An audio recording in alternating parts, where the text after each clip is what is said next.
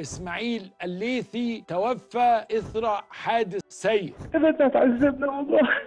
كالعادة أي خبر موت بيكون صدمة حتى لو حد ما نعرفوش. أكيد فينا كتير بيبصوا على حياة المشاهير وبيقولوا يا بختهم بالنجاح، يا بختهم بالشهرة، يا بختهم بالفلوس، دول أكيد ما عندهمش مشاكل. كتير مننا بيتمنى يبقى زيهم ويعيش عيشتهم، وبنقف نقول لربنا ليه يا رب إحنا مش كده؟ إسماعيل ده كان مثال حي إن الصورة اللي بنشوفها على المسرح بتخبي تحتها وجع بيهدم جيل. ابنه رضا أو زي ما بيقولوا عليه ضاضة، طفل عنده 10 سنين حياته انتهت في ثواني وهو بيقع من بلكونة الدور العاشر. نزل بدماغه على التكييف، كان عمال بقى يترعش زي سكرات الموت كده. اسماعيل قلبه اتكسر حرفيا، فقد ابنه حته منه وروحه اللي كان عايش بيها. وفيها اسالوني انا عن فقد الابن، بقالي 5 سنين بحاول بس ابات مع ابني وممنوع عنه. بعد ايام قليله من دفن ابنه اسماعيل اضطر ان هو ينزل يشتغل. متخيل واحد ميت من جواه، ابنه لسه متوفي، لازم ينزل يقف ويغني في فرح، يضحك ويقول هي، وابنه لسه ريحه ترابه في هدومه. رساله اسماعيل لينا مش بس ان مفيش حد مرتاح، رسالته اهم واعمق من كده بكتير. نقوا قلوبكم ونضفوها من جوه، بطلوا حسد، بطلوا البصصان على اللي في ايد غيرك، روضوا نفسكم وافهموا ان الرزق عمره ما كان عربيه او حساب في البنك. الرزق الحقيقي هو سلام القلب